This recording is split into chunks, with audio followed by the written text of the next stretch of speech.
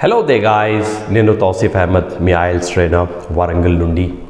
So ఇవాళ మనం ఒక రైటింగ్ గురించి చాలా ఇంపార్టెంట్ పాయింట్ మాట్లాడబోతున్నాం.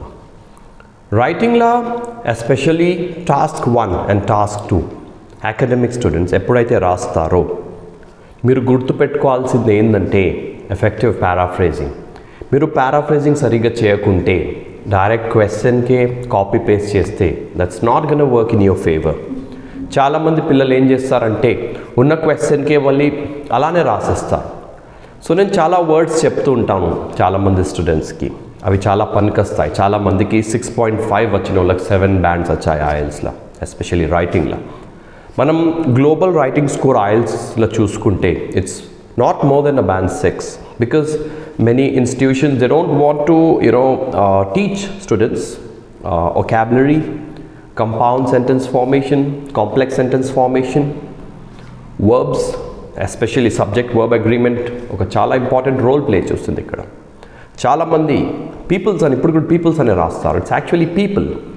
ఈ ఎర్రర్స్ మీరు తప్పకుండా ఐఎల్స్ రైటింగ్లో అవాయిడ్ చేయాలండి.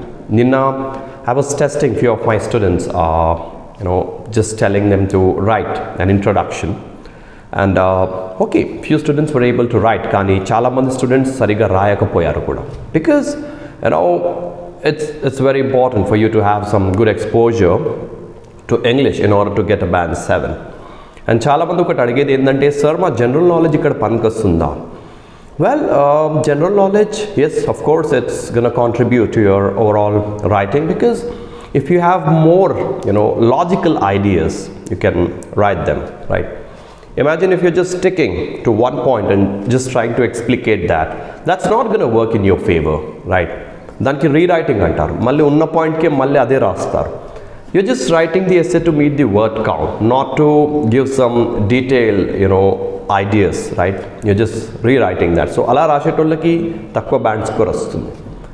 అండ్ ఒక చాలా ఇంపార్టెంట్ పాయింట్ ఏంటంటే ఐఎల్స్ రైటింగ్లో మీరు గుర్తుపెట్టుకోవాల్సింది ఏంటంటే, నేను రాసే ఎస్సే కరెక్ట్గా రాస్తున్నానా? రైట్. నేను తెలుగులో ఎందుకు మాట్లాడుతున్నానంటే చాలామంది తెలుగు పిల్లలు they like my videos, right? So నేను రాసే ఎస్సే కరెక్ట్గా ఉన్నదా లేదా అది మీరు first you have to analyse that. తర్వాతనే మీరు రాసుడు మొదలు పెట్టండి. ఎందుకంటే అది ఆలోచించకుండా రాస్తే if it's an inaccurate task response, if it is not matching with the question. Imagine question ఒకటి అడుగుతుంది, మీరు ఒకటి రాస్తున్నారు. So you not gonna get even a band 6, hardly ఒక 5.5 or 5 వస్తాయి. సో ఇవన్నీ నేను ఎందుకు చెప్తున్నానంటే, చాలామంది Telugu trainers, I don't think there are many trainers from Warangal. I think I'm the only one who uploads videos on YouTube from Warangal. So చాలామంది upload చేయరు, ఏదో ఒక ఫార్మాట్ ఉంటుంది, అలానే రాయమని చాలామందికి చెప్పేస్తారు. కొన్ని ఫార్మాట్స్ పనికొస్తాయండి, కానీ ప్రతి ఫార్మాట్ ప్రతి ఎస్సేకి ఫిట్ కాదు.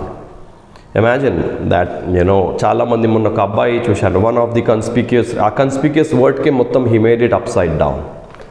కన్స్పీకియస్, right, it means very clear. అది రాస్తే కరెక్ట్గా రాయాలి, లేకుంటే ఆ వర్డ్ వాడద్దు.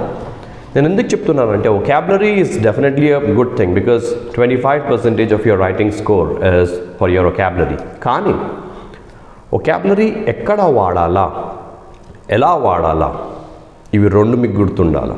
Plus spelling. చాలామంది హై అండ్ వర్డ్స్ వాడబోయి స్పెల్లింగ్ ఒకటి ఉంటుంది, ఒకటి రాసిస్తారు.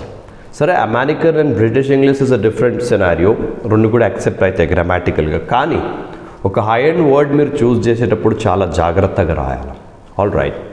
సో ఎస్సే రైటింగ్లో మనకి చాలా కామన్గా వచ్చే questions agree, disagree, discuss both views and give your opinion, and do the advantages out way the disadvantages. చాలా టెస్ట్లలో ఈ రెండు చాలా ఎక్కువ వస్తాయి. Discuss both views and give your opinion, and do you agree or disagree, and to what extent do you agree. అంటే agree, డిసగ్రీలో to what extent అని కూడా ఒక టెస్ట్ చేస్తుంది. సో ఈ ఎస్సేస్ మీద మీరు ఎక్కువ ఫోకస్ చేయండి. As a trainer, right, I been teaching IELTS since 2017, దాదాపు 8 సంవత్సరాలు. సో ఆ ఎక్స్పీరియన్స్ను నేను చెప్తున్నాను. బయటోళ్ళు చెప్పే మాటలు మీరు ఎక్కువ వినకండి, బికాజ్ వాళ్ళకేం ఎక్స్పీరియన్స్ ఉండదు. వాళ్ళకి వచ్చిన క్వశ్చనే వాళ్ళు వేరొళ్ళకి వస్తుందని చెప్పొచ్చు. No. And there is myth right, చాలా మందిలో ఒక బిలీఫ్ ఏంటంటే వేరే సిటీకి వెళ్ళి తీసుకుంటే ఐఎల్స్లో ఎక్కువ స్కోర్స్ వస్తాయి. It's not true people. ఒక్కసారి మీరు హైదరాబాద్లో తీసుకుంటే మళ్ళీ వేరేసారి విజయవాడలో తీసుకునే అవసరం లేదు, right? Because every examiner is train equally, right, to assess your score. కొన్నిసార్లు ఆ వేరియేషన్ రావచ్చు. బికాజ్ నా స్టూడెంట్ తోటి ఒకటి అయింది. Asim was one of my students from Warangal. వరంగల్లోనే తీసుకున్నాడు November 2022లో, అంటే నవంబర్లో. సో అబ్బాయికి రైటింగ్లో తక్కువ స్కోర్ వేశారు. So we applied for EOR, enquiry on results. So అప్పుడు అబ్బాయికి ఎక్కువ స్కోర్ వచ్చింది. So it happens sometimes, but not every time. So మీకు ఆన్లైన్ క్లాసెస్ అటెండ్ అవ్వాలంటే నేను నా నంబర్ ప్రొవైడ్ చేశాను వీడియోలో. డిస్క్రిప్షన్ పోర్షన్లో కూడా నా నంబర్ ఉంటుంది. So you can contact me for online classes, especially from our Telugu community. Because వరంగల్లో అందరికంటే ఎక్కువ సక్సెస్ రేట్ మన ఇన్స్టిట్యూట్లో ఉంది, by God's grace. Because I'm not among those trainers who take like money and just say, okay, this is done. No, we pay. I personally give individual attention to each and every student, and that helps them to get a good score in their IELTS. So God bless you. Goodbye, take care. And IELTS general ollu prepare avuthu undandi IELTS general kosam, because post graduate work permit kosam ippudu Canada la general training తీసుకున్నాకనే you'll be able to apply for work. So ఏదో ఒకసారి academic తీసుకున్నాక నాకు అయిపోయిందని అనుకోకండి. All right, good bye.